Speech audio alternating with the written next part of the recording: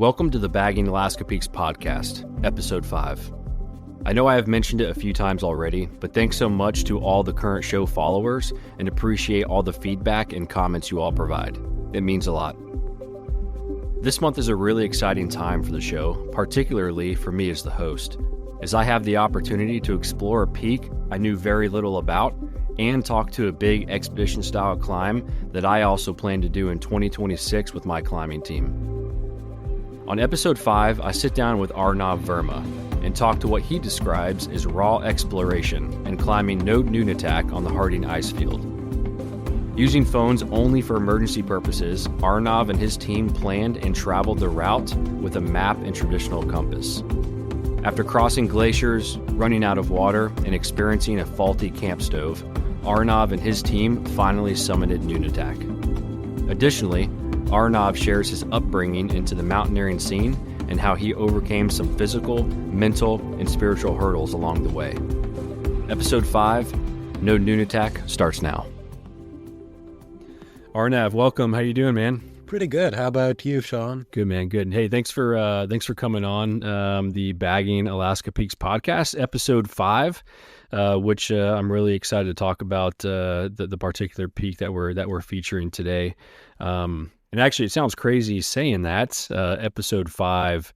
I know that may not sound like a lot to some people, but man, this process has gone super quick. But really enjoying it. And again, thanks so much for coming on and talking to Nunatak, the peak that we're featuring today, and really excited to talk about that peak in particular, really for a few reasons. Number one, I love talking about peaks that I don't know too much about. This was one peak that I really had to kind of dig and do a little bit of research, which was really neat to learn a lot of new stuff.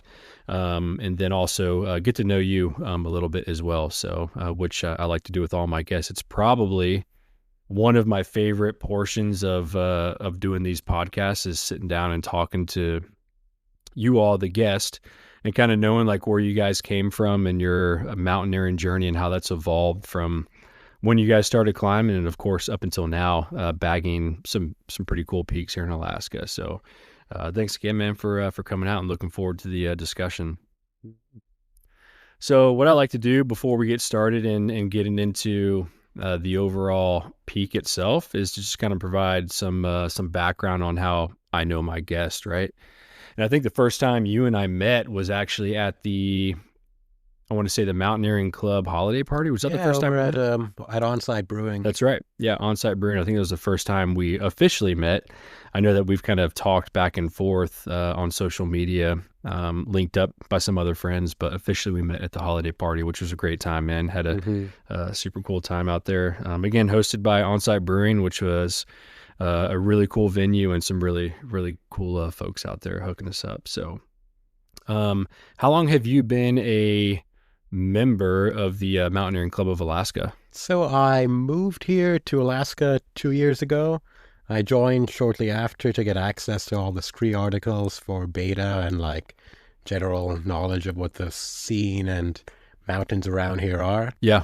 But I haven't really been to any of the meetings. I took like a rock self-rescue course as of 8 or 9 months ago. Nice. And then I started just going to like the parties, and then I went to my first actual meeting a couple of days ago. Okay. Yeah. It's just the one last night, right? Actually. Oh yeah. Was it last night? Thursday or Wednesday? Yeah. Wednesday was.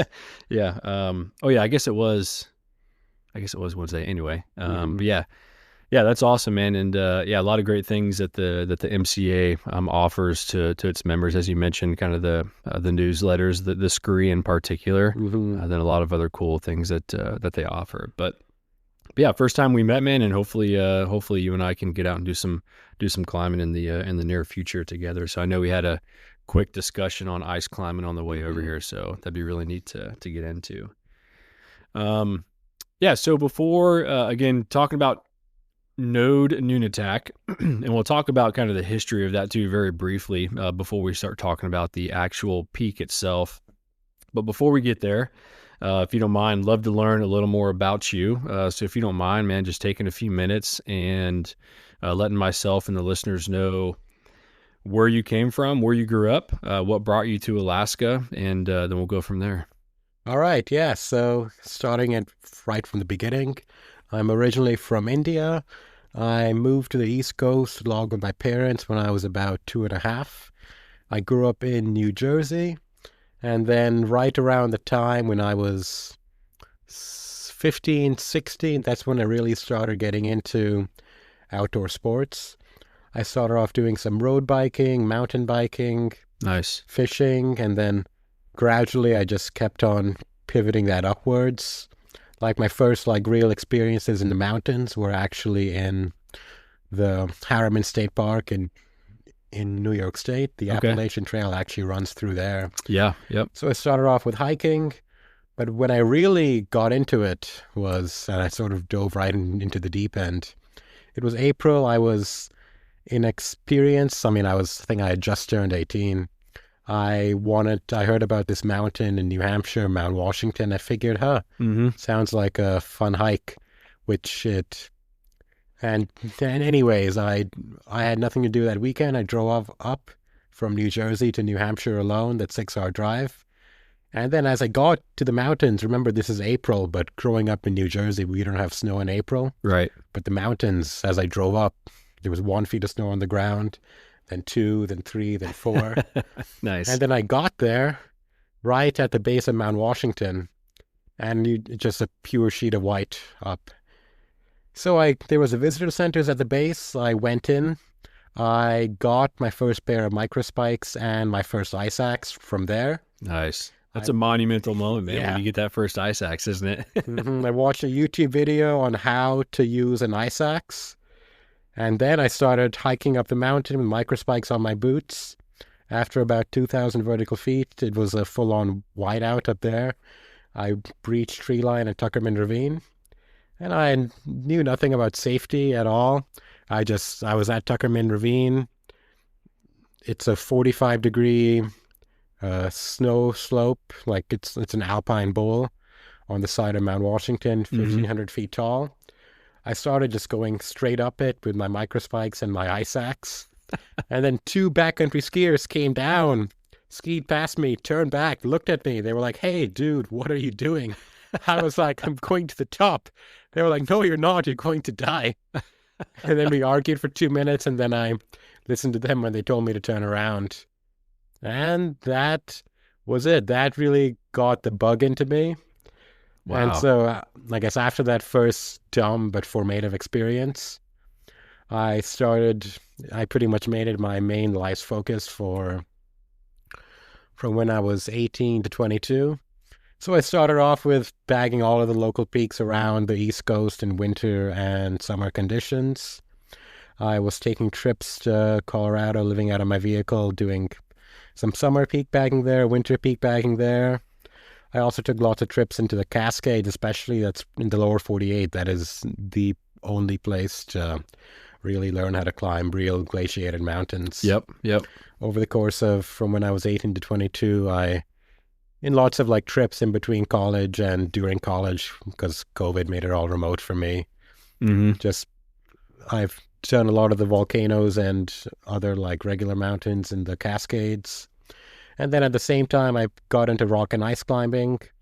So I learned how to rock climb some of the East Coast, like by the Gunks, which Mm-hmm. was an hour from where I Oh lived. yeah. Yeah. Pretty popular spot. Yeah, I did some alpine rock climbing in the Sierras and then ice climbing as well. I got into that in New Hampshire, pretty much the best place in the lower 48 to ice climb.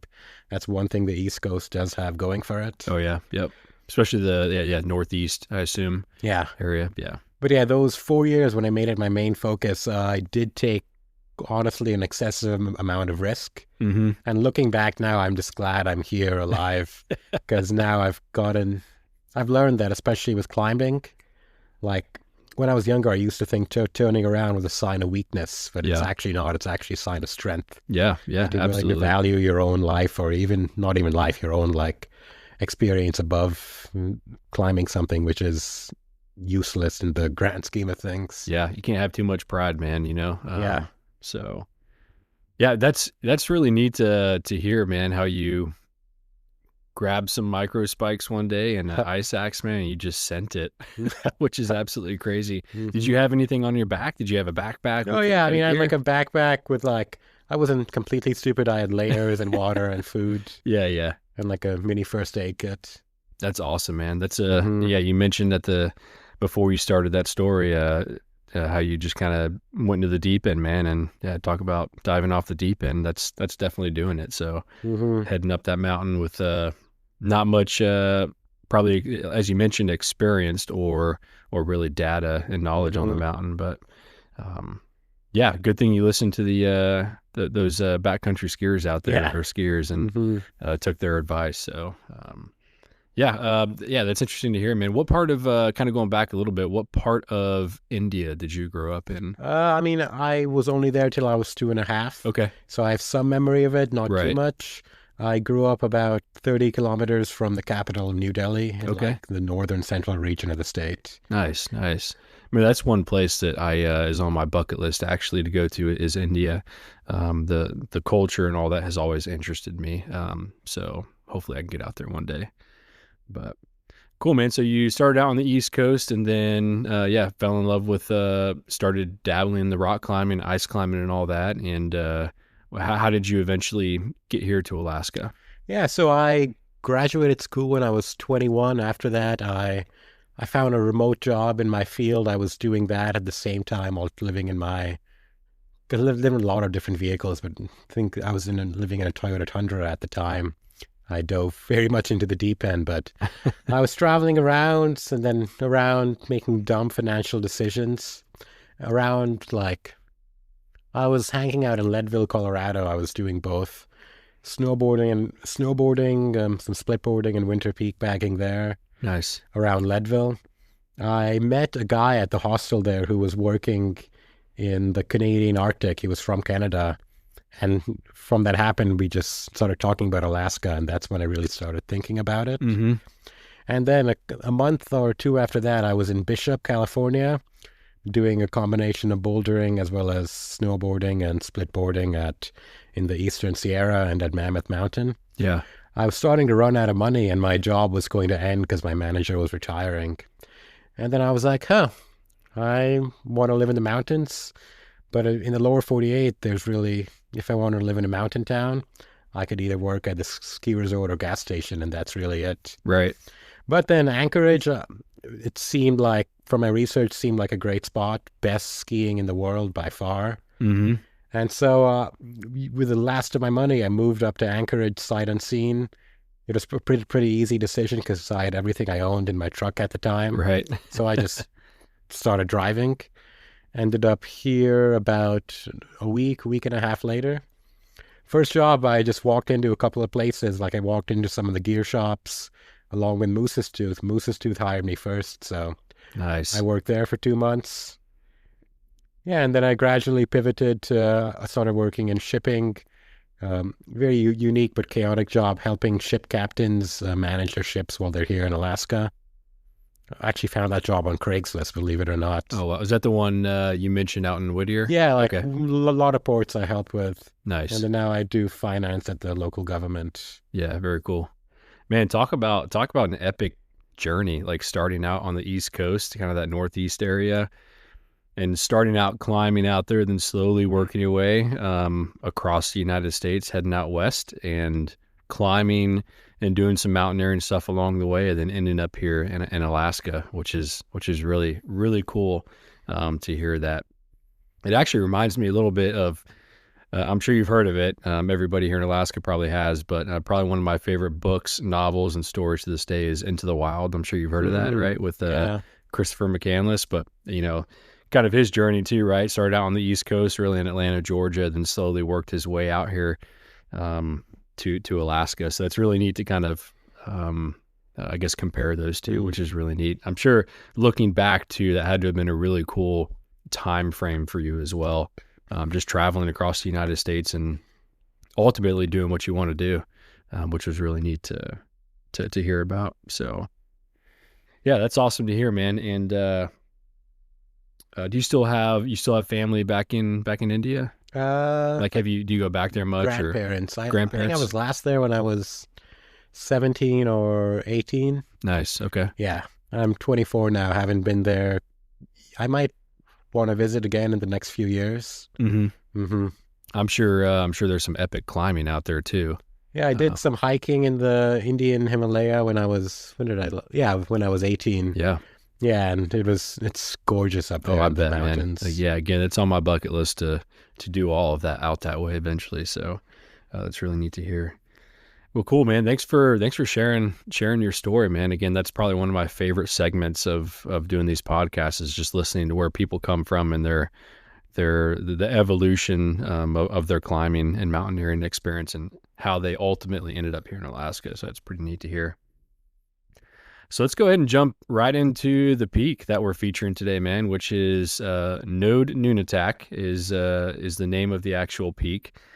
So before we get into your actual summit day, if you don't mind spending a few minutes and just letting us know kind of the basics of it, right? Where Node Nunatak sits, maybe the mountain range it sits in, the elevation, and just kind of the basic data of the peak. Got it. So no Nunatak, it sits on the Harding ice field. The Harding ice field is one of the largest ice fields. I think it's, yeah, one of the largest ice fields in Alaska. Yep. And it sits on the Kenai Peninsula between Seward and Homer. Mm-hmm. Its east coast is abutted by the Gulf of Alaska, and the west coast, it's the lowlands, which eventually get to Cook Inlet. So as for this, actually peak came up pretty randomly. Like my plan for the weekend was to get on the Harding ice field on skis and then ski around and pick a random mountain we wanted to climb. Yeah, nice. So I was discussing this trip over the course of a week with a couple of partners. And then one of the partners we were talking to, Laron, he's actually the one who pivoted us to Node Nunatak. He was like, hey, I heard about this mountain. It's over here, 5,800 something feet. And after that, we discussed it. This is all just over Facebook. And then we decided, yeah, why not? And so I was going with, and the way the trip worked out was, I was going to go with a couple of mutual friends, Mm-hmm.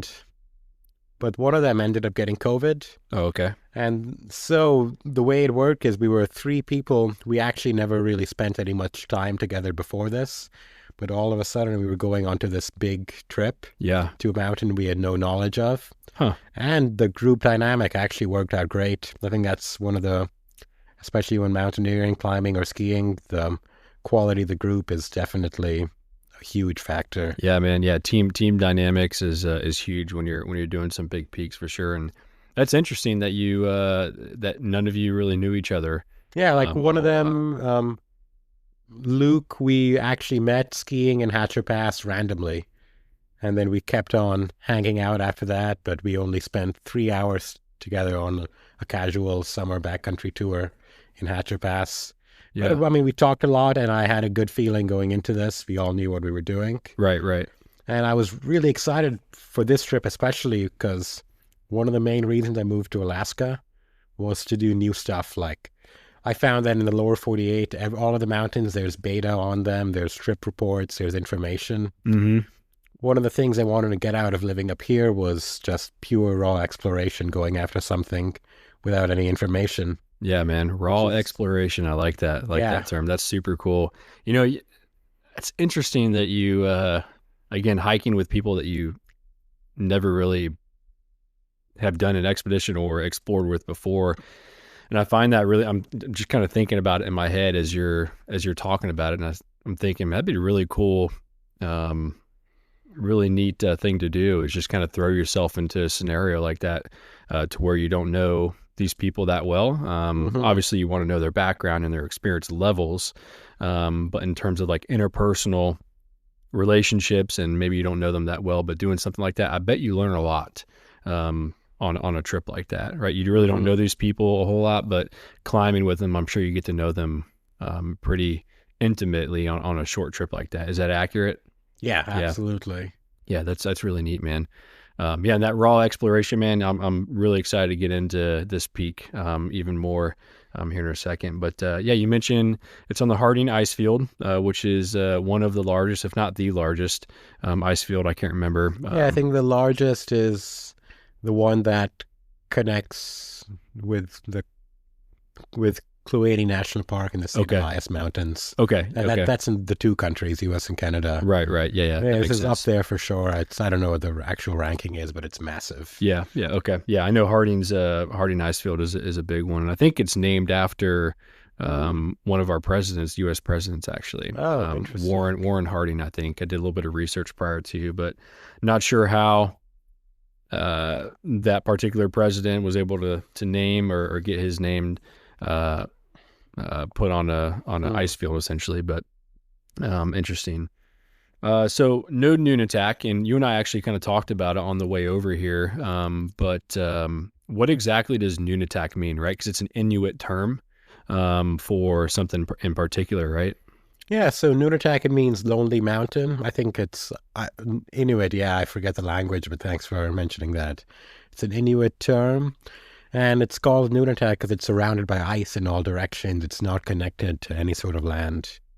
Yeah, yeah, Lonely Mountain. Yeah, you mentioned, and then Nunatak, I guess on the definition side, right, is a peak protruding out of a glacier, which is a really interesting uh, geographic feature, if you will, which I'm sure was really neat to see. And I've looked it up obviously before this episode, but really cool. Just some background stuff on Nunatak itself and the Harding Ice Field there.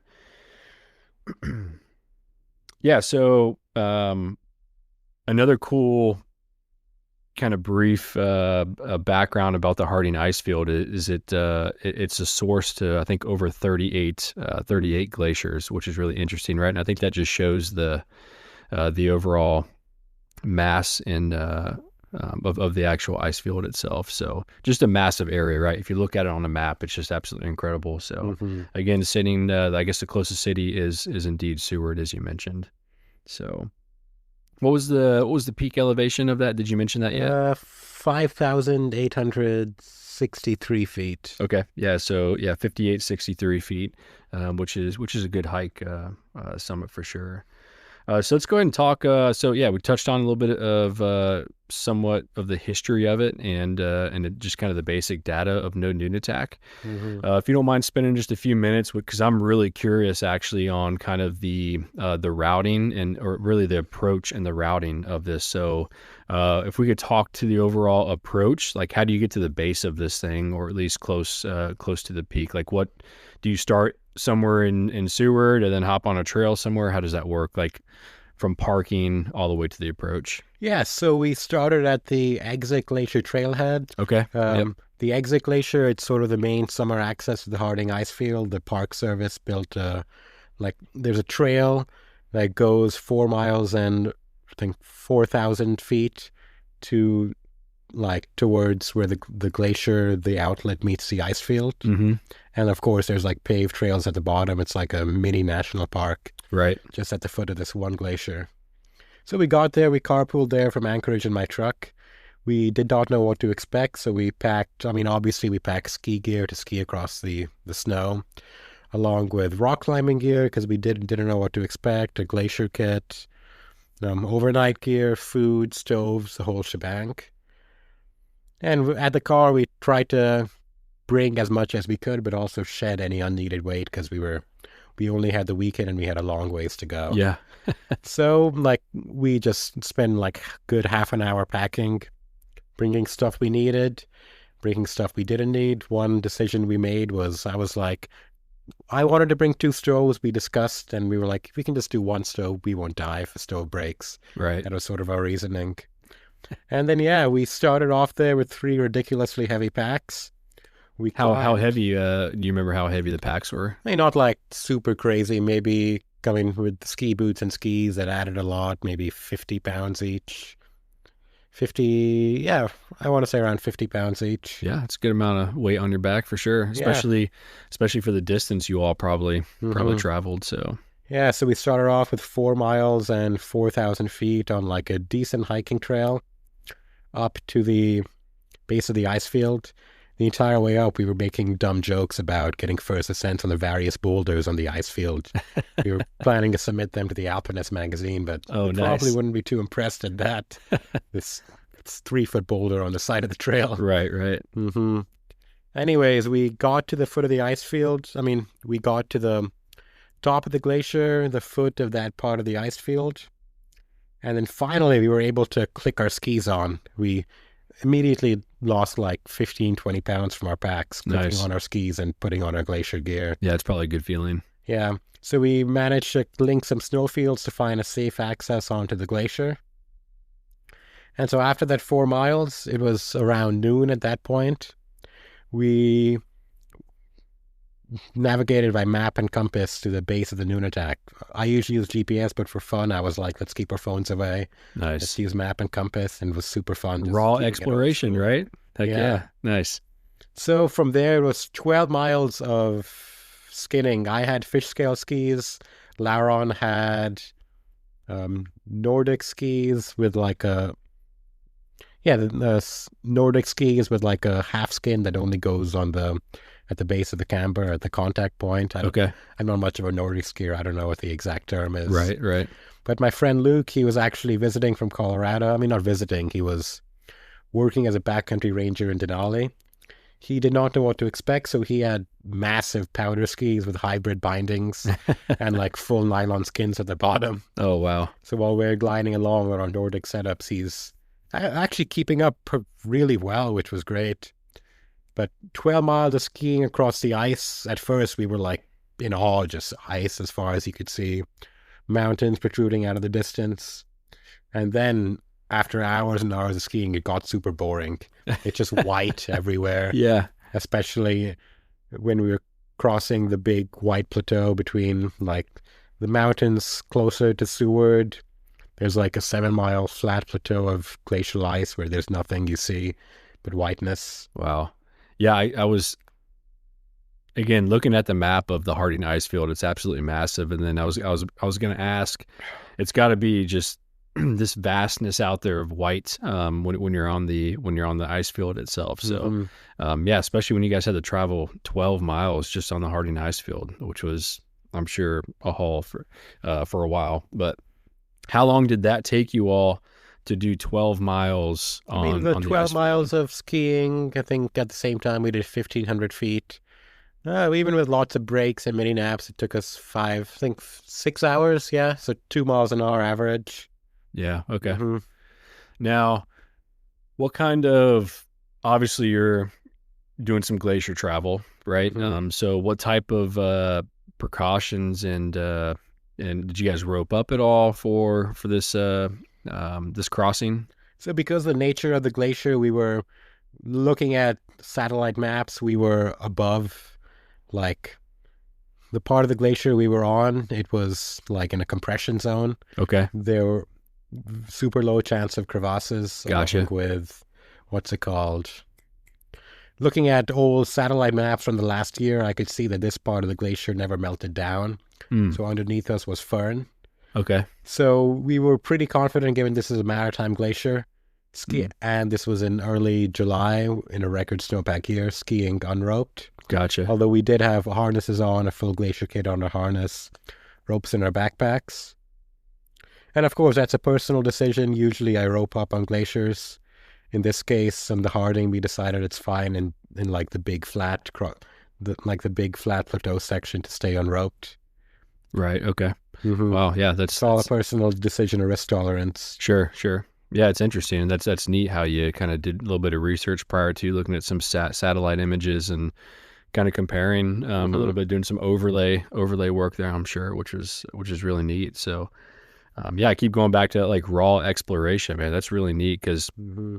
I watch a lot of documentaries on alpine climbing, Antarctic travel, you name it, and it's right. A lot of those folks who did that before us really did a lot of kind of the same techniques that you guys did. So that's really interesting to hear that perspective. So, well, cool. So you mentioned, yeah, so starting up at Exit Glacier, right? You guys eventually hopped on the Harding ice field, traveled for about 12 miles, and then what? Eventually, you kind of get to the base of this thing, right? Yeah, so 12 miles in, it was getting around 5 or 6 p.m. We got to the base of the mountain and was setting up camp. And this was the first time any of us had seen this peak. And from our perspective, it was fairly big and scary, like pretty steep on all ends. There was like big crevasses and bergschrunds across the mountain. Yeah. The rock looked horrible. But we discussed, and looking at this was my favorite part, just figuring out a route by scratch. Yeah. No beta, no information, just looking at the mountain. And we decided we'd ski to the saddle, see if we can go up the ridge or the other side. And there we are, 5, 6 p.m. on the glacier. First thing we did was I probed the area our tents would be at. There was no crevasses. So I set up a line around our campsite. We set our tents. We just started to get settled in for the night and started preparing to melt water for snow because we just skied. I mean, we just did 16 miles and 5,500 feet. Yeah. With heavy backpacks. We had drank all of our water. Mm-hmm. And then I took my stove, an MSR reactor, tried to turn it on and light it. It wouldn't work. Like I keep on trying with a lighter, fiddle around with the stove. There was some sort of leak in the valve where the stove connected to the gas canister. Uh-huh. And while we're sitting there 16 miles away from our car with half a liter of water between us. So we all just while I tried to fix the stove, we all put Nalgene's full of snow in our jackets. Tried to do a whole bunch of shenanigans to get us some water. Yeah. I tried everything I had in my toolkit to fix the stove. I couldn't Fix it. And this comes back to what we did at the parking lot. That's we right. Were like, we packed 2 stoves, then we left one behind right there. Yeah, so you guys, I'm sure, were regretting that decision at that point, right? So then we were at like a breaking point. Like, what do? We have half a liter of water between the 3 of us. And then we didn't have much food either. I tried to see if I could stomach my dehydrated food raw. I could not. Oh man, you guys got a solid experience out of this one. It sounds like so far. That's so funny. We were like, we decided to see how much water we could get in our sleeping bags overnight, how much snow we could melt, and we'd reevaluate in the morning. So in the morning, we wake up around 6 a.m. We get up. Now, instead of half a liter of water between the 3 of us, we have 1 liter of water between the 3 of us. Wow. And we had a mountain to climb. And then so my perspective was we should turn around. I don't like getting dehydrated. They were like, it's going to be miserable, but we'll make it. And bear in mind, there's no liquid water anywhere to be seen. We're on this big frozen ice field. Right. How much, so what was the total elevation gain from, I guess, essentially your base camp, right? To the peak? Nothing crazy, 1,700 feet. Okay. Yeah, so you're already... 2,000, something like that. Yeah, okay. So it wasn't anything substantial. Like we knew like maybe in 12 hours round trip, we could stomach just getting super dehydrated. So they eventually roped me into it. We decided, let's go for it. So now is when we roped up, approaching the base of the mountain. That's where a lot of crevasses start to form. Right. Like the compression zone of the glacier, it's like where a lot of glaciers and ice flow meets. Crevasses don't really tend to form there. Mm-hmm. But now approaching the mountain, we're crossing over snow bridges. There's like lots of visible crevasses approaching the mountain slope. Yeah. We get to the ridge of the mountain. We kept our skis on as long as we could. We kept it on over one bergschrund crossing, then we had to cross another bergschrund, which we did on foot. Now we were about 1,500 feet from the top. And we did not know what to expect, but we started off on like steep snow, like 40 to 50 degree snow. There was one band of 4th class rock, which was terrible rock quality. Yeah. Like my friend Luke, he's like an expert ski patroller. He does everything in ski boots. He managed to get up that in ski boots. I just switched my approach shoes real quick. Navigated the 4th class loose rock band. Mm-hmm. Which that was honestly the most terrifying part of the trip. Like crevasses and snow, that's fine to deal with, but loose rock is just so unpredictable. Yeah, that's absolutely. definitely the biggest risk factor we did. And I assume you all didn't use any rock protection or anything. Yeah, like I mean, that. there was impossible to protect, just absolute garbage rock, which is how a lot of Alaska is. Yeah. Oh, yeah. Mm-hmm. Yeah, absolutely. Yeah, so we did that fourth class rock step, then we navigated between steep snow and third class for a bit. And then there was one last section of fourth class which we got up. And all of a sudden, we suddenly got to the top, and it was. Oh, wait, I've actually forgot the most important part of the story. So we had drank a lot of our water getting to that mountain. And then halfway up the mountain, where the snow was getting rather shallow, we found running water in a rock band. Oh, no way. Yeah, so we all just right there stopped, filled our Nalgene's, got 2 liters of water each. That's awesome. Yeah, so it's like the mountain gods did us a favor by, Yeah. like, even though we took a risk in going for the mountain, they gave us the water we needed. Yeah, that's awesome, man. Yeah. That's So incredible. we actually found running water on the mountain. They were looking out for you that day, Yeah. man. That's incredible. And that water was the best I ever tasted. Just super, I bet. yeah, running up, down the mountain, super, really distinct mineral taste to it. Yeah. Yeah, that's awesome. What was the weather like that day for your summit day? Was it pretty clear? It gets terrible on the Harding ice field. For how bad it gets, it was fairly good. It was like cloudy but moderate visibility, along with intermittent like light rain. So yeah, I bet winds out there could get pretty substantial too. Yeah, being how vast it is and really, I guess, flat for the most part in some of the areas. So, but yeah, when you guys were at the summit though, did you guys have some pretty solid views? Yeah, or? like it was probably the best view I've ever seen. Really? Like to the west, it's just hundreds of square miles of ice. It's like looking down at like, I don't know, it's like looking at a blank sheet of paper with these tiny mountain peaks poking out the distance. Yeah. And to the east, you actually are looking into the Gulf of Alaska. It was pretty incredible. Wow. Just staring at the ocean right there. And then not to mention just a huge sea of mountain peaks where a lot of them are pretty unclimbed, the ones you can see. Right. And there's a lot of potential up on the Harding ice field for sure. Yeah. As we're kind of talking about this, I'm like slowly building more to my bucket list, my Alaska bucket list, going out there and doing some cool peaks.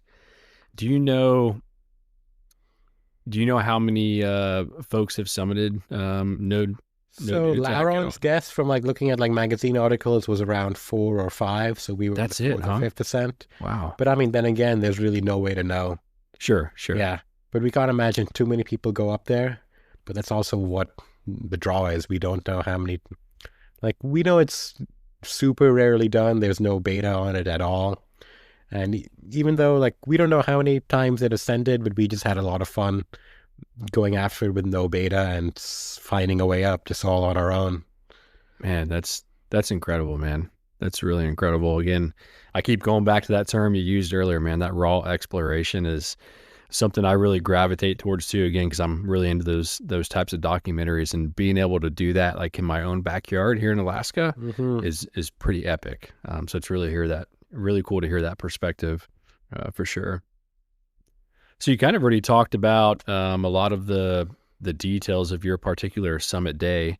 However, is there, I know you kind of already mentioned some gear, but what if you can talk to gear just for a minute, in particular to your this particular trip itself? What are some things that you took with you that you wouldn't leave behind again, and maybe something that you would have taken with you that you didn't have? We kind of already talked about the stove, and how you should have brought an extra one. But what type of gear did you take that you guys utilized for sure, and maybe something that you would have thought or wished you had? Yeah, so why don't we start with clothing? In terms of clothing, we all had top and bottom waterproof layer, along with some sort of fleece like activewear jacket / sweater, soft shell pants, base layer leggings and top, along with a puffy jacket to put on when needing to stay warm at rest. And that's sort of like what I and many other people do for any sort of general cold weather ascent. Sure. That clothing lets you strip as needed to evacuate moisture when working hard and stay warm as you need. So after getting into clothing, let's talk about hardware. Of course, most important thing when doing 24 miles round trip or travel on snow, there's nothing more efficient than skis. Right. Yep. Yeah, I used Nordic fish scale skis with tech bindings on them, actually, with ski boots. And then, so that was the most important piece of hardware. I also had skins as well for a steep section that the fish scales could not grip. And everybody else had a similar ski setup, but Lauron's was purely Nordic. Luke's, even though he wished it wasn't, he powder skis with skins and heavy downhill bindings. But he kept up with y'all, right? So, yeah. And then, of course, our glacier gear, we had a 40-meter rope. Personally, I would have preferred to... Actually, no, we had 2 ropes, actually, yeah. Given we're skiing unroped, we need to have 2 ropes in case a person with a rope were to fall. So, yeah, we had 2 ropes, and that's another factor as to why we were skiing unroped. We were on skis. Skis are the biggest safety thing you can do on a glacier. Yeah, for sure. Yeah, so we had 2 ropes in our packs. Of course, when we were approaching a mountain, we roped up, along with locking and non-locking carabiners and ascending tools like Pro6 and progress capture tools like the micro traction. Yeah. That allows you to rescue somebody from a crevasse or rescue yourself by ascending a rope. Yep. And then camping gear, we had 20-degree bags, sleeping pads, mountaineering tents, and we also carried, we also carried avalanche gear, I believe, just in case. Nice. Okay. And that covers and then we all had approach shoes as well for any of rock climbing we expected. Nice. What was the, I know you mentioned it already, and I apologize. What was the season again that you guys went? This was in July. July? Okay. So yeah, it was expected to get around 20 degrees overnight. Okay. That's what I was going to ask, what the lowest temperature was. So around 20s. Yeah. Okay. Yeah, that's not horrible. That's definitely bearable, but yeah, cool. That's neat to hear some of the equipment that you guys took with you. Anything that you would have taken with you if you had to go back that maybe you forgot, or just the extra stove. Just the extra stove, right? Because especially given our stove is our only source of water up there. Yeah, that's right. But other than that, we felt super dialed in our gear. Yeah. Thankfully, I had a lot more experience now than when I was 18. Right. Where we don't really have to think about gear. We just look at the weather, look at what we're doing, and then just by instinct you pack. It's almost like playing an instrument. You know what to pack, what to put in. Right. Yeah. Almost like a ritual, packing before a trip. Yeah, absolutely. Yeah, that's awesome to hear, man. Thanks for sharing the gear stuff. Any highs and lows that you want to talk about? Anything, any funny, memorable things that happened during this particular trip at all that you can think of? I mean, I'd say the biggest high was I did attempt a couple of mountains before this in Alaska without knowledge. And this was really monumental for me because this is the first one we actually made it up. The other ones we willingly turned around because of danger or conditions. Right. This one, even though we were close, we managed to make it up. And it was, well worth it for sure. Yeah, I bet. The way down, we were a bit worried about that. At least I was a bit worried about that same fourth class rock step. I don't have too much experience on loose rock. Like in the lower 48, I specifically picked routes with good rock. And of course, Alaska's horrible rock. So. Oh, yeah. But we managed to find a way around it. It was fine. Luke did almost slip on one section. It was like third class plus near the top. But he managed to catch himself. He was in ski boots as well. Right. Yeah, I remember you mentioning that. Glad he managed to recover his slip. But yeah, there's always a lot of moments like that where it reminds you there's still risk there. Yeah, absolutely. No matter how much you try to mitigate it. Yep. The highlight was definitely skiing down the shoulder of this mountain, making just turns in the middle of nowhere with the ocean to your right and the sea of ice to your left. Yeah. Best place I've ever skied for sure. Yeah, man, that's awesome. And obviously the listeners right now can't see me, but I'm like shaking my head in awe because I'm like, I want to go and do this trip now. So I'm going to be writing this one down and putting it on my bucket list. But yeah, man, hey, thanks so much for sharing that. The trip details and the specifics of your particular summit day, the gear that you took, and some highs and lows. It's really cool to hear that perspective and the overall trip and that raw exploration kind of in action, which is really neat to hear. If you find yourself still hungry for more mountaineering stories and networking, consider checking out the Mountaineering Club of Alaska, or MCA for short. Founded in 1958, the MCA is a nonprofit organization that is focused on promoting mountaineering, hiking, climbing, skiing, and the preservation of the outdoors and wilderness. The MCA is also active in promoting conservation, trail maintenance, and vital in preserving some of the mountaineering history and place names within Alaska. Additionally, they are the primary organization that manages and maintains 8 backcountry huts available to the public. If you would like more information about joining the club and or volunteering, visit the website at mtnclubak.org. So a part of this podcast, kind of the last portion of it, if you will, is kind of touching on the physical, mental, and spiritual piece of mountaineering and what that means to you, and whether that is focused on your particular summit day or just in general. So if you don't mind spending a few minutes just talking about either all 3 of those elements, physical, mental, and spiritual, or just one of them of your choosing. And again, you can relate it back to the summit of Nunatak or just mountaineering in general. And so if you don't mind kind of taking a few minutes to speak on that piece and what that means to you. Yeah, the way at least for me, when I got into it, it's at the time I couldn't describe it in words, but what really drew me to it was just how irregular and like opposite it was from the rest of society. Like it's not like a team sport or organized sport. It's really just, it's a very personal endeavor. Sure. It was just my escape from just everyday life. It was my way to get out in the real world, challenge myself in each and every sense, mentally, physically, emotionally. I can't think of a better holistic challenge that completely devotes each and every part of the human body and soul. It takes a lot of thought and thinking, obviously a lot of physical effort, and a lot of like emotions as well. Is this safe, or there's too many emotions to really mention. Yeah, man. Yeah, that's really neat to hear. And there's something, right?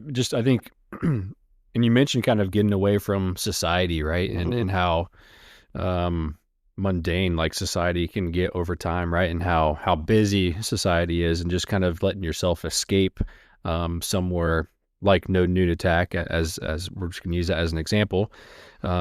Yeah, it's interesting to hear that, because I know a lot of people, including myself, right? Sometimes you just want to go out and just be free, for lack of better terms. And a lot of people can't, right? They have so many obligations within society and in their own lives. It's tough to do that. So when you can find the opportunity to get out and do that, it's absolutely incredible and magical, right? I'll just use that term. Yeah, that's really neat how there's so many emotions that you can't describe them all. You can't describe them all. You kind of mentioned that. So out of those 3 elements, what can you talk to? Like, is there anything spiritual about mountaineering for you? I think when I first got into it, it was my, I guess, escape from the real world and what was going on. It was just, I tried a lot of things, and I'm glad, and mountaineering especially, like I think I rebelled a lot when I was in my late teens, and I'm glad I guess I'm half glad I found this, because I really started to stick to it and really made me who I was. Spiritually, it's a tough question, but I would just say it's how the places you get to see, and the fight you get to get there. Like, even though you might see the same view from an airplane, it feels so much more rewarding when you get up there yourself. Yeah, absolutely. Yeah. And, I know I know you just kind of mentioned, right, tough question, and right, the spiritual term, if you will, is a tough thing to answer, I think, for a lot of people, right? But, one thing I like to strive and kind of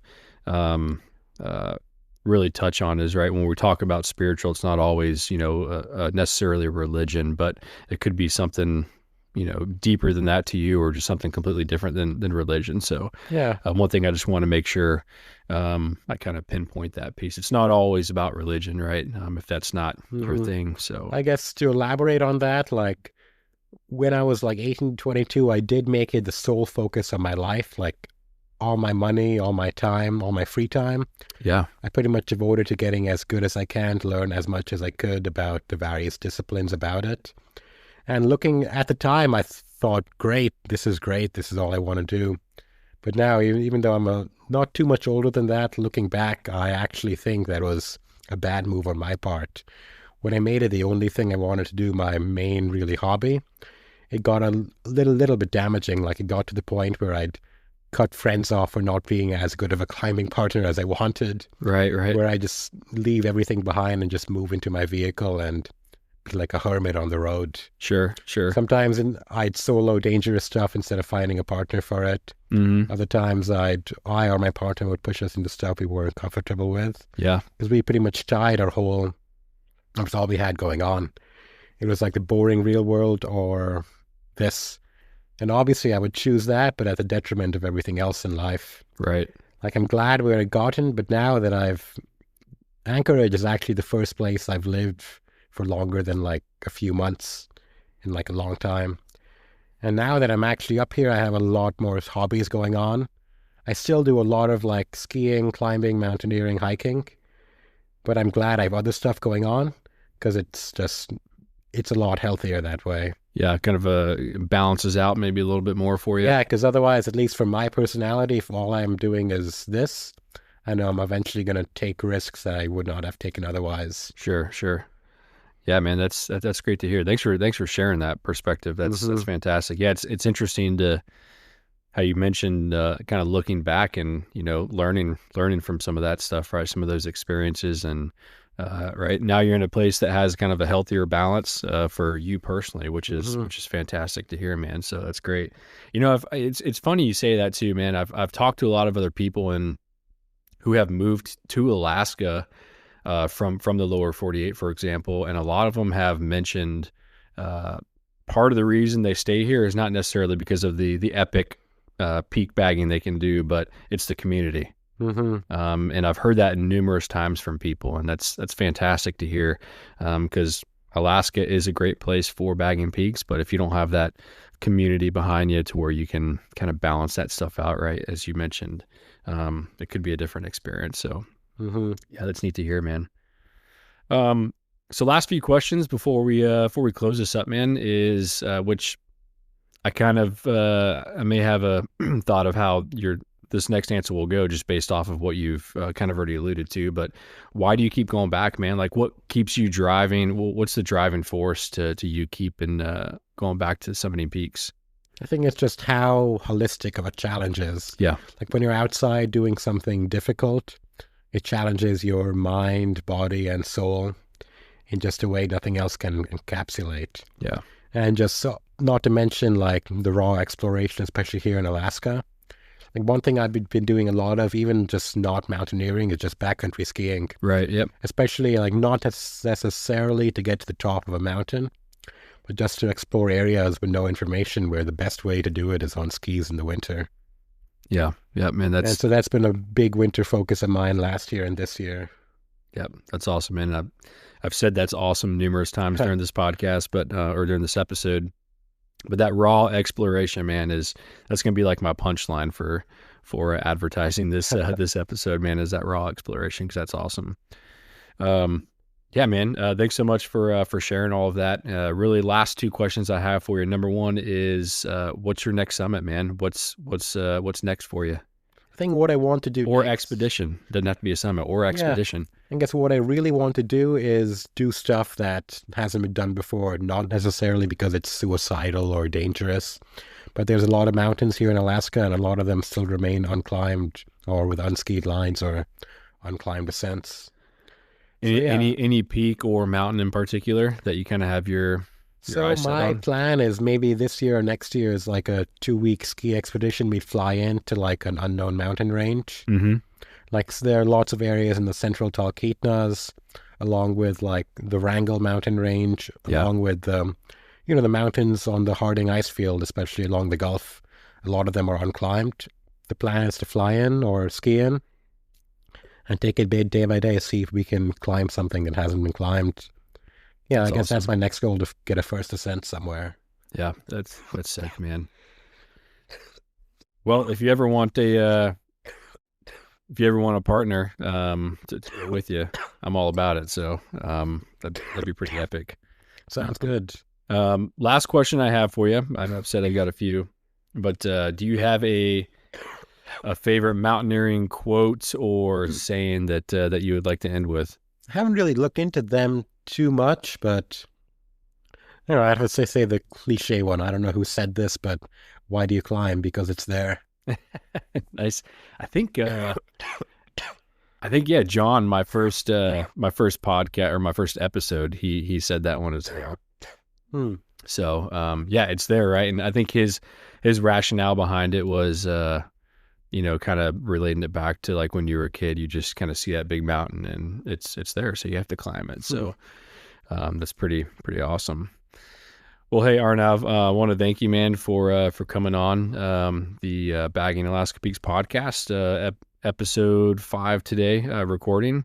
It was fantastic, man, to kind of hear your perspective on climbing, where you started, how you started, and ultimately getting into Node Nunatak and how you guys essentially did some raw exploration out there, which was really neat to hear. So thanks for coming on, man, and really excited to see what you have in the future and kind of follow that journey of yours. And hopefully you and I can maybe get together and do some climbing or backcountry skiing in the near future, man. Mm-hmm. So thanks for coming on, man. Appreciate it. If you enjoyed this podcast, please take a few minutes to like, subscribe, drop a comment, or leave a rating on whatever platform you are using to support the podcast and to reach more current and aspiring climbers. As a reminder, if you would like to connect with other climbers, hikers, and mountaineers, consider joining the Mountaineering Club of Alaska at mtnclubak.org. Although mountaineering can sometimes be an individual journey and challenge in itself, there is also something very profound about talking and sharing those experiences with those alike. That's exactly why I started this podcast, to simply connect. This podcast has been produced by myself, and original music has been provided by Emberloom. I am your host, Sean Cordes. Thanks for listening, and safe climbing.